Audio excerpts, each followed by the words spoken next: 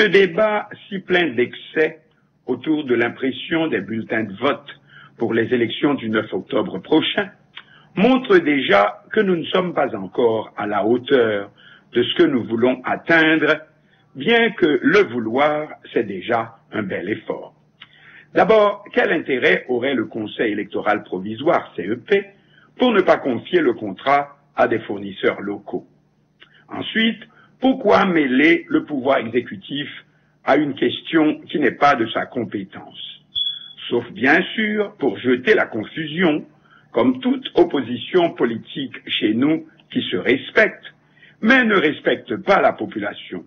Aussi tout de suite le débat de sombrer dans la démagogie et le chantage.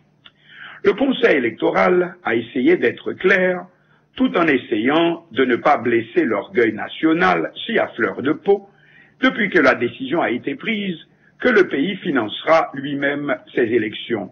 Ou plutôt, depuis que Washington a pris la décision si bête de proclamer, afin que nul n'en ignore, qu'il ne coopérera pas dans la réalisation des prochaines élections. Parce que, selon le département d'État, les présidentielles du 25 octobre 2015 étaient tout à fait acceptables, ce qui se traduit pour la majorité des Haïtiens parce que le gouvernement américain avait déjà assuré la victoire de son pion. Sur ce, une commission indépendante a été formée qui est arrivée à la conclusion que les dites élections avaient été truquées. Satisfaction générale, hormis les partisans du précédent régime qui les avait convoqués, et convocation d'un nouveau scrutin. Washington tente de s'y opposer en annonçant qu'il ne donnera aucune contribution, contrairement au scrutin précédent. L'orgueil national ne fit qu'un tour. Aussi, le sentiment patriotique est ces jours-ci à ne pas prendre même avec des pincettes.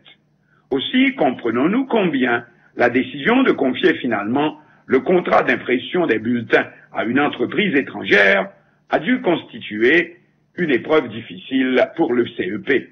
Pourtant, les conseillers électoraux ont essayé d'être aussi clairs que possible en disant qu'il y a d'autres paramètres que la seule question de nationalisme. D'autres paramètres.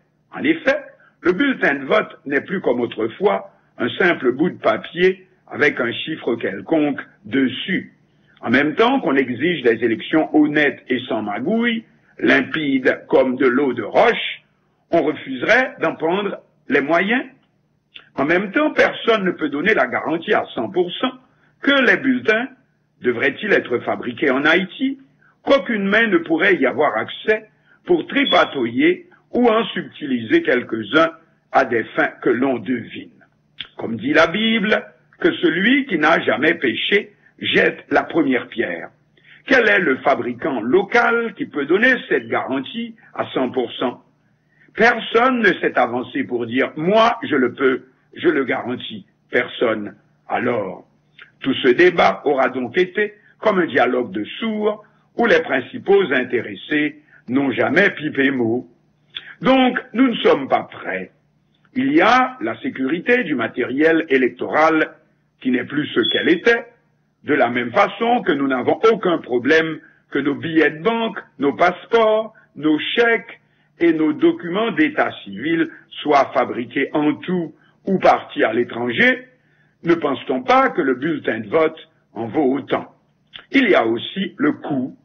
Bien sûr qu'on pourrait faire venir les techniciens et tous les équipements nécessaires en Haïti si c'était uniquement pour satisfaire l'orgueil national, comme cela semble le cas pour bon nombre d'intervenants. Mais il y a un coût. L'impression à Dubaï, Émirats Arabes Unis, reviendra à 2,5 millions de dollars et c'est le moins cher, certifie le CEP, qui a été retenu à côté des deux autres propositions, l'une en Angleterre, l'autre en Afrique du Sud. Toujours selon les porte-paroles de l'organisme électoral, aucune entreprise haïtienne n'a fait de soumission. Malgré tout le tam-tam, au moment de passer à l'acte, elles auraient constaté qu'elles ne peuvent pas remplir toutes les conditions fixées. Il est dommage que les uns comme les autres n'ait pas senti alors la nécessité de fournir tous les détails et qu'on soit resté, comme toujours, à tourner autour du pot. À la vérité, on n'est pas obligé d'être un milliardaire ou un prince arabe pour posséder une imprimerie qui soit en mesure d'accomplir un tel job. Il suffirait pour quelques-uns de mettre leurs possibilités en commun. Mais voilà, dans tous les domaines en Haïti, nous avons la même vision.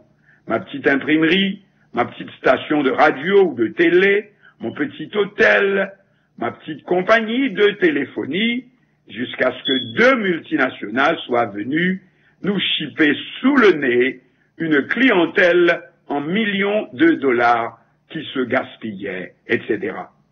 Le plus ironique est que les 2 plus importantes imprimeries locales appartiennent aux membres d'une même famille.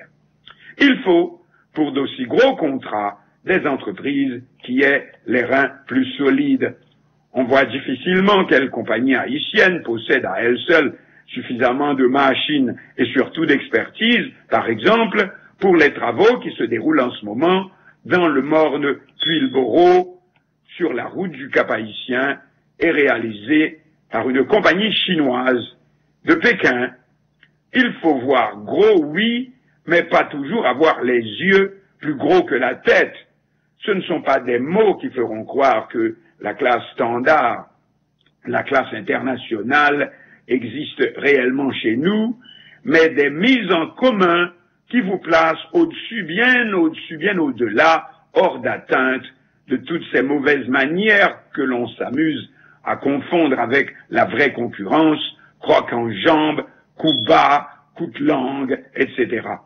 Mais il ne s'agit pas seulement d'avoir une raison sociale plus chargée. La classe internationale, c'est aussi avoir suffisamment de clarté dans ses comptes. Combien d'entreprises haïtiennes rendent public leur chiffre d'affaires? Or, si une entreprise n'est pas cotée en bourse, il ne peut participer à un appel d'offres international. Conclusion, on exigerait de l'État haïtien qu'il confie des contrats aux entreprises haïtiennes pour la seule raison qu'elles sont haïtiennes, sans intervention d'aucun autre paramètre. Cela n'existe aujourd'hui nulle part, et nul doute qu'il est plus facile pour les firmes de construction du sénateur dominicain Félix Bautista d'obtenir des contrats en Haïti jusqu'à 300 millions de dollars américains au lendemain du séisme que dans son propre pays. J'écoute Mélodie FM.